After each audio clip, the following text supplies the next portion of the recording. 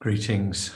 The Lord be with you, and may He bless us as we continue to study Hebrews together. In our first study on chapters 1 to 3, we saw Jesus presented as greater than religion. But that ended with the warning about not entering into this salvation in some way because of unbelief or disobedience. And now we're in chapters 4 and 5 of Hebrews, and the big theme is Jesus, a great high priest. And this takes on, obviously, from where the first study ended, because it talks about the real difficulty that some people do reject the salvation that's offered, and it encourages us and urges us and shows us why we should receive that salvation. And then it once again presents Jesus as the key to everything. Jesus as the one who enables that salvation and makes it more than worth receiving. And so there's a little mixture and a tension in these two chapters of 4 and 5 between, on the one hand, warnings not to reject this wonderful thing that's being offered to us, and on the other hand, huge encouragement to accept it. And it all focuses on Jesus as the great high priest. And again, as in the first section, the author is quoting substantially from the Old Testament, and particularly from Psalms. The Psalms hold a great place as a reflection on the law of Moses, and some of the Psalms of David that point forward, as we understand, to Jesus, and point back to Israel in the time of Moses, have a great deal to teach us. And here he's quoting from Psalm 95, well known to some of us as the Venite. And he's also quoting from another Psalm 110, which we'll get into more next time. In Psalm 95, we've got this passage about God saying, "They shall not enter my rest." It's looking back to the time of Moses and the disobedience and unbelief of the people in the wilderness during the 40 years between leaving Egypt and entering the promised land. They were delayed in the wilderness for those 40 years because of their disobedience, because they continually didn't believe that God was saving them, even though he'd already brought them out of Egypt by great miracles and so on. And he was feeding them miraculously through manna and water from the rock, and this, that, and the other. God was blessing them and with them. And yet again and again they were disobeying God. They were building a golden calf. They were refusing to worship, and they were refusing to accept the leadership of the leaders God had put over them, and Moses in particular. And one of the themes in Hebrews is not to reject the spiritual leaders God has put over you. That's quite a powerful and at times painful theme, and it's one that some clergy and preachers and teachers are a little bit reluctant to handle for obvious reasons. But in the time of Moses, their rejection of Moses as their leader was a rejection of God, and was seen as that, and was clearly described as such. And here it's happening. It's a rejection of God, and it leads to God's anger. And in my anger I swore, they shall not enter my rest, says God. And that is a dire problem. God's people, many of them, refused to enter the salvation he had achieved for them.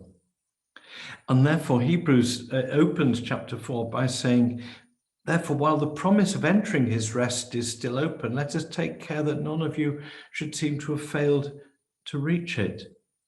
For the good news came to us just as to them, but the message they heard didn't benefit them, because they were not united by faith with those who listened.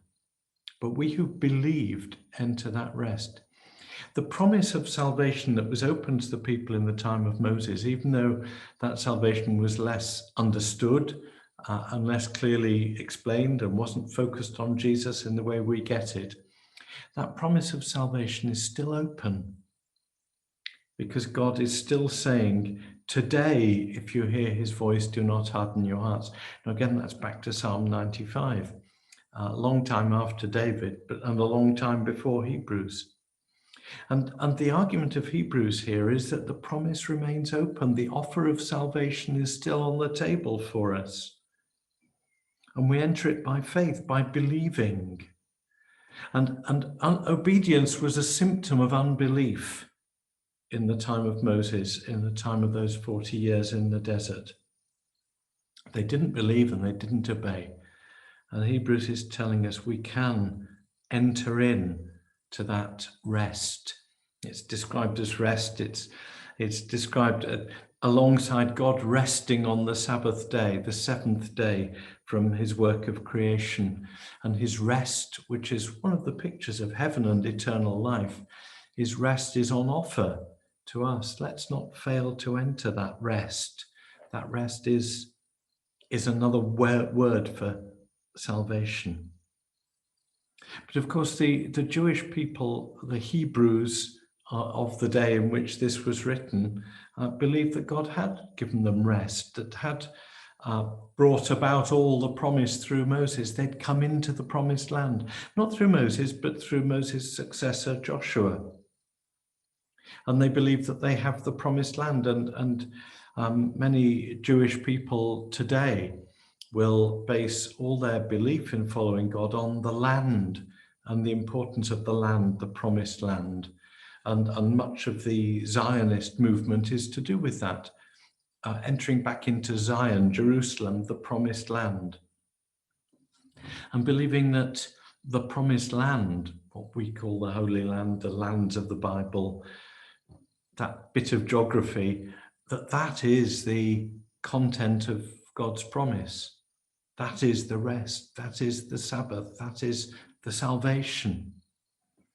And just as in the last study, we saw that Jesus is greater than prophets and priests and angels and the law. So here, Jesus is greater than the land. Promise isn't really about the land. Now that will be explained much more in the stunning, magnificent chapter 11, which we will get to. The promise isn't the land. The promise isn't Jerusalem even. Something much, much, much better. But here we get the beginning of that, chapter 4, verse 8.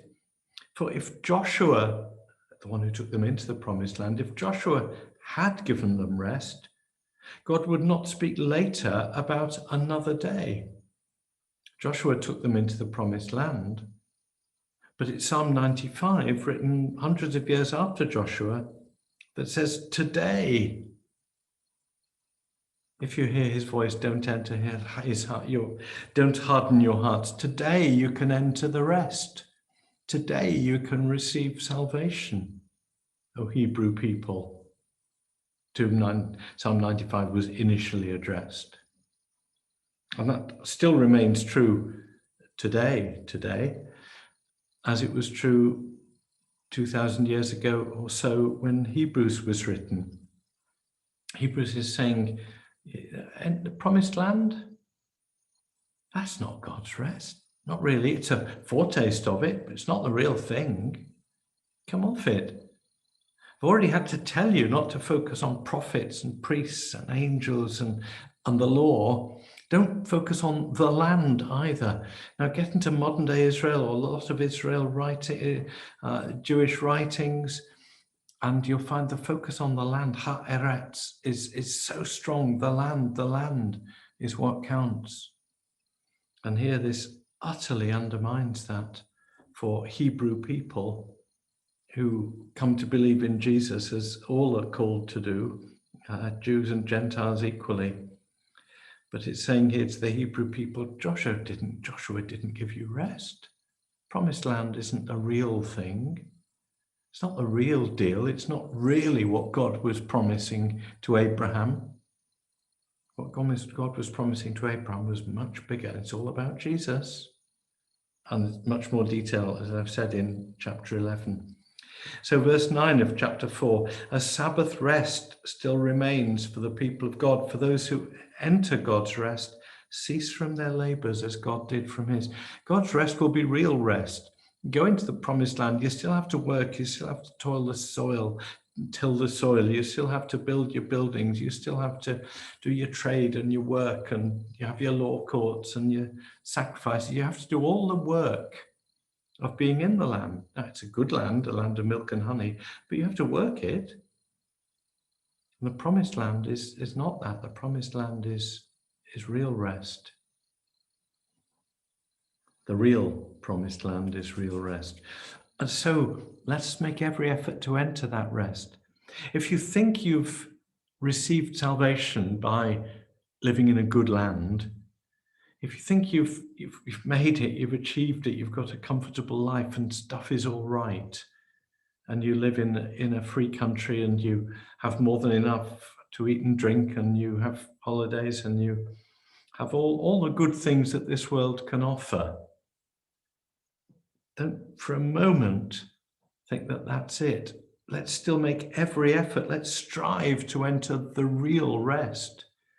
If you think, as our generation does, that a comfortable retirement while you're still healthy and can enjoy it for some years is the rest, if that's the point of your labors, just come off it, get real.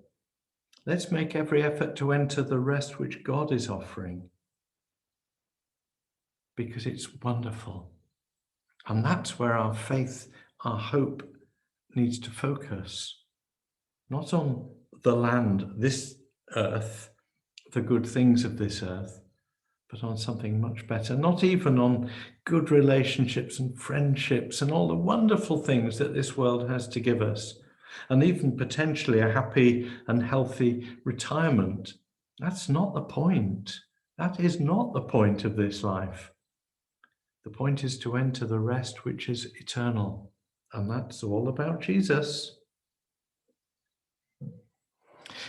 And there's a little warning here, the word of God, living and active, sharper than any two-edged sword, piercing soul and spirit, joints and marrow, judging the thoughts and intentions of the heart, nothing hidden before the word of God, everything naked and laid bare to the eyes of the one to whom we must render an account. God can see through us. God knows what we're believing, what we're focusing on, what we're holding on to. God knows where our hearts are set. Are our hearts set in this world? The pleasures of this world? And there are pleasures and joys, and they're from God, and they're good. But is that where our heart is set? And on a happy, healthy, comfortable retirement, and seeing our children or even our grandchildren grow up and thrive and prosper, is that where our hearts are set? Or on religion in some way? Is that where our hearts are set? God can see through us. He can see right through. He knows what's going on. He knows what's in your heart. He knows what's in your mind. He knows what matters to you. And this is challenging you. Focus on Jesus. Focus on the hope that is to come. Have your faith fixed where it ought to be, on Jesus and the ultimate promise and the ultimate glorification which he has in store for us. That's back in chapter 2. Focus on what Jesus is planning for us, and it's much bigger and much better than this world. And just as last week, last study was saying, don't let religion get in the way of Jesus. So this is saying, don't let this world get in the way of Jesus, because he's a great high priest. So we move into verse 14 of chapter 4, which really leads into chapter 5. And this is about the high priest. Since we have a great high priest who's passed through the heavens, Jesus, the Son of God, let's hold fast to our confession. He's passed through the heavens. We're into future thinking here. We're into something beyond this world, beyond the heavens and the earth, beyond the created order as we know it. Jesus has gone through that, beyond it, beyond this world, this, we might almost say, this reality. So we can hold fast, because we belong with Jesus in something splendid yet to come. And that's where our focus should be. But it's not easy.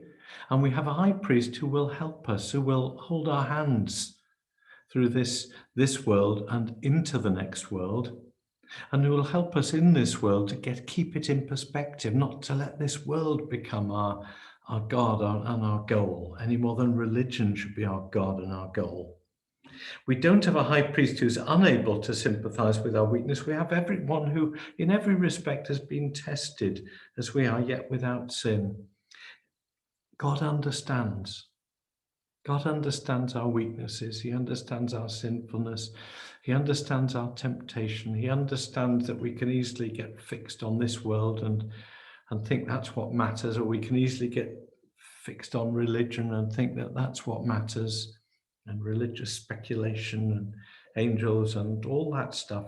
He knows all these traps, the elephant traps of good things like angels and this world, blinding us to the much, much, much better thing of Jesus and the future and the glory he has in store for us. God understands our weaknesses.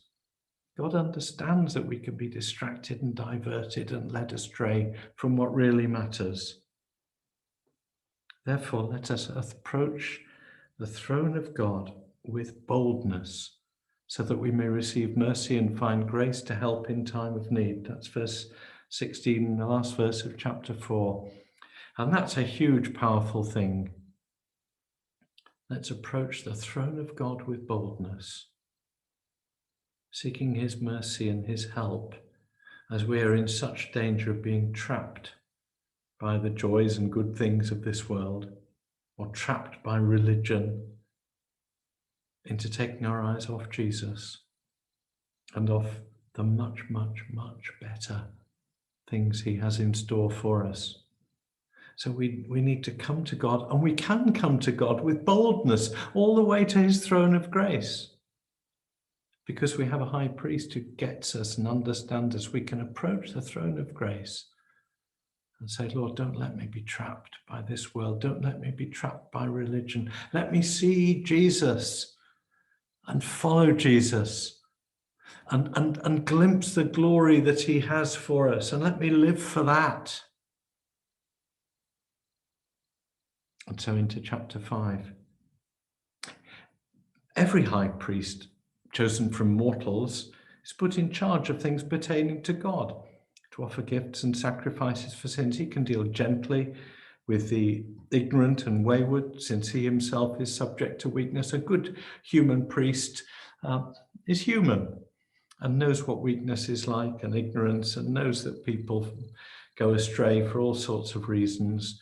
And a good high priest, we would say today, a good pastor, confessor, whatever, will sympathize, will understand your sinfulness and mine in your mind and on your lips and in your hearts and in your actions. No worse than anyone else's. We've all done the same. We've all been in the same place. We've all thought the same things, and we've all said the same things. Humanity, we're all quite similar to each other in these deep ways. And a good priest understands all that. It's not the end of the world that you're a sinner, you've gone astray, you've got some skeletons in your cupboard, you've done some bad stuff, perhaps you're still doing some bad stuff, you're thinking, you're saying wrong things, you've got a history that's a bit murky that you're ashamed of. It's okay. Even a human high priest can understand that and sympathize. And even a human high priest in the Old Testament sense can offer sacrifices and will do for your sins.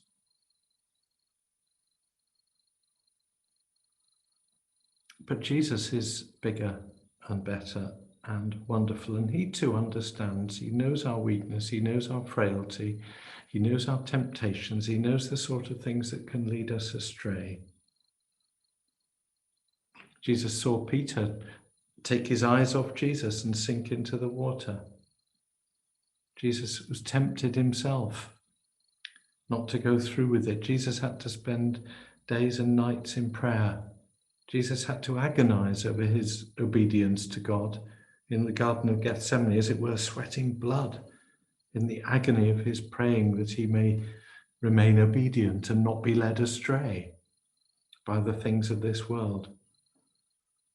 Simon, Simon, get behind me, Satan. You have in mind not the things of God, but the things of men. That's when Simon Peter is trying to stop him going to the cross. Jesus agonizes with it. He knows these temptations. He shares them. He's had them. And he's able to deal with us as we have them too. Sometimes with hard words, get behind me, Satan, but with an understanding and a sympathy. Christ didn't take on himself the role of high priest, and we're getting into a bit of a complicated argument around this mysterious figure Melchizedek, and we'll focus on Melchizedek a bit more next time. We do need to understand him to understand the argument of Hebrews, and it's a really important argument. But just as the high priests in the days of Hebrews in New Testament times weren't self-chosen. No one sort of stood up in school and said, I want to be a high priest when I grew up. It didn't work that way. You were chosen for the job. Hands were laid on you. You were selected for it. There was no application for the job. And Jesus too didn't make himself high priest. He was appointed by God. You're my son. Today I've begotten you. And also, and here's Psalm 110, you're a priest forever according to the order of Melchizedek. We'll come back to Melchizedek next time. But Jesus is appointed a priest, a high priest of a different order of priesthood from the Old Testament priesthood, who, if you like, is the order of Aaron and Levi, the priests of the Old Testament. Jesus is a different sort of priest. He's a Melchizedek type priest, not a Levitical priest, not an Old Testament priest, a New Testament priest. And then it tells us in the days of his flesh, Jesus offered up prayers and supplications with loud cries and tears to the one who was able to save him from death. And he was heard because of his reverent submission, but he still went through death. Father, let this cup pass from me, but yet not my will, but yours be done. Loud cries and tears and prayers. But his submission was, not my will, but yours be done. And he was heard because of that reverent submission. Although he was a son, he learned obedience through what he suffered. Jesus, the Son of God, he wasn't disobedient. But the depth of obedience is only known when you've really, really, really been tempted to disobedience and resisted that. You don't know what it is to obey till you've begged to be freed from having to obey, and then you've gone back and said, no, your will, I will obey. And so he's made perfect, and again, more of that to come. And he becomes the source of eternal salvation for all who will obey him, because he knows exactly what it's like to be tempted to the point of breaking. Difference is we give in usually long before the point of breaking, and he doesn't. He's on the very edge of giving in. Lord, let this cup pass from me. Very edge of disobeying God's call to him. Yet not my will, but yours be done, with cries and tears. And so he is made perfect because he resists temptation. And he wants to lead us into perfection, and we'll get more of that. Not by our merits, but by his. And so he becomes a perfect high priest. A better high priest, a great high priest. He's not just the high priest, he is the high priest, the best, the perfect high priest. Because unlike all the high priests who've gone before him, the priests of the Levitical priesthood, the priesthood of Levi, Jesus doesn't fall into sin himself. The high priests are sinners, saying prayers and offering sacrifices so sinners can be forgiven. Jesus is the sinless one, the one who resisted sin and became fully obedient and perfect by his resistance of sin. And so he becomes the perfect high priest. Different order of priesthood, not Levitical priesthood, but Melchizedek priesthood. More of that. And so much encouragement to us. Jesus is the perfect high priest. He's the one to follow. He's the one who understands us. He's the one who knows what temptation and the depth of it is like. And not even the temptation to do wrong, but the temptation just to slip outside God's will and try and still be good, but go our own way. That's temptation too. That's subtle temptation. Or the temptation to enjoy the things of this world, the things God has given us, or enjoy the patterns of religion that God has given, and think that's it. That's just the bee's knees. That's everything really, to be in this beautiful, wonderful world and enjoy what God has given. That's temptation, because God's actually given something better that awaits us, and that's what we must be looking for. And to look for that, we need to look to Jesus. So back we come to a little bit of warning as we finish chapter 5. There's a warning against falling away and a warning against becoming shallow and not growing as Christians, growing in discipleship and growing in understanding. And he says, you're like people who've grown up, but you've gone back to milk instead of meat. You need solid food, not baby food. And there's some stuff here you don't quite understand.